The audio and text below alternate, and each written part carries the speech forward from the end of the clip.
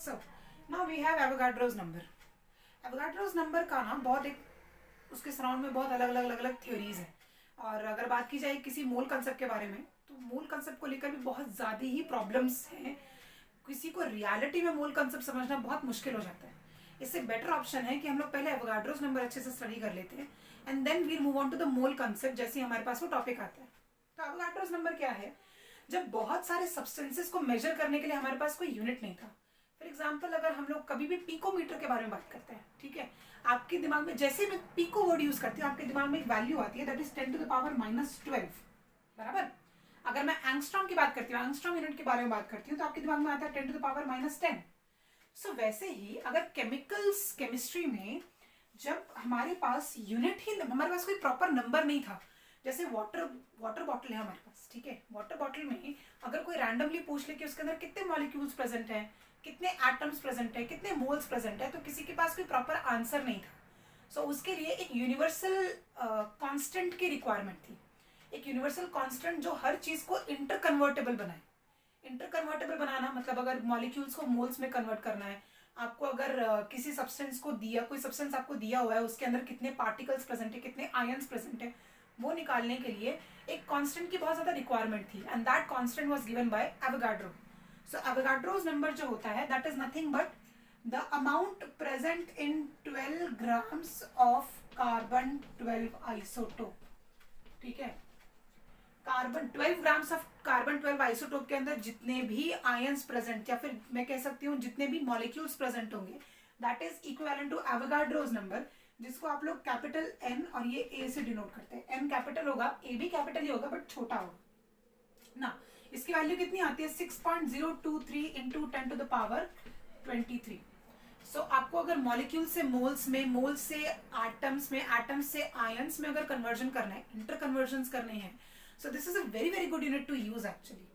एक और इंपॉर्टेंट चीज ये है कि एवोगाड्रोस नंबर आपको बहुत मैथमेटिकल कैलकुलेशन भी देता है. मोल्स में आपको कन्वर्जन बताती हूँ ना कैसे देता है वो. सो नंबर ऑफ मोल्स अगर कैलकुलेट करने हैं ना, तो हमारे पास दो फॉर्मूला है. ठीक है, that is given mass, I'll take some time to write it, given mass upon molecular mass. साथ साथ में अगर आप लोग लिख लोगे ना तो बहुत इजी हो जाएगा. which is also equivalent to number of, अभी इसके लिए थोड़ा स्पेस लगेगा, number of ions slash particles slash molecules slash atoms, whatever you want to think of, you can think of, divided by Avogadro's number, capital N और ये A.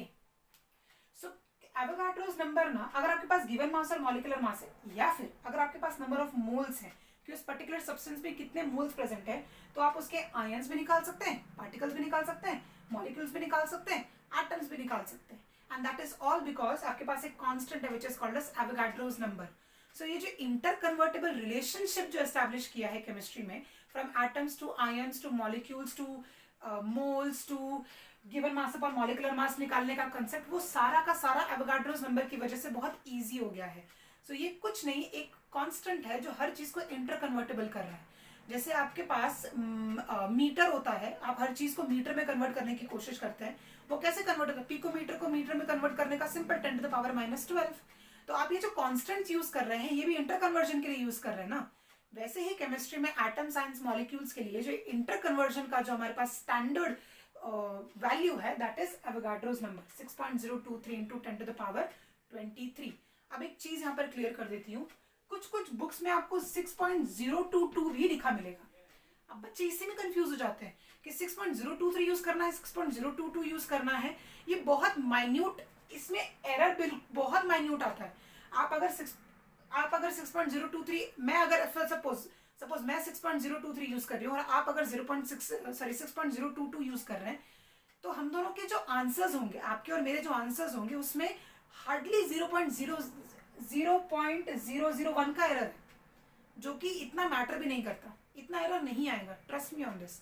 लेकिन अगर आपको यूज भी करते नहीं आ रहा है ना, तो इसके जो रिगार्डिंग में दूसरा नंबर आपके पास अवेलेबल है ना, उसके हिसाब से यूज करो. सपोज आपको किसी ने नंबर दिया हुआ है सपोज आपको कुछ दिया है नंबर 3.011, तो 3.011 अगर आपको दिया हुआ है और आपको डिवाइड करना है इन दोनों में से चूज करके, तो ये वाला यूज कर लो ना, जल्दी डिवाइड हो जाएगा, जल्दी आंसर आएगा.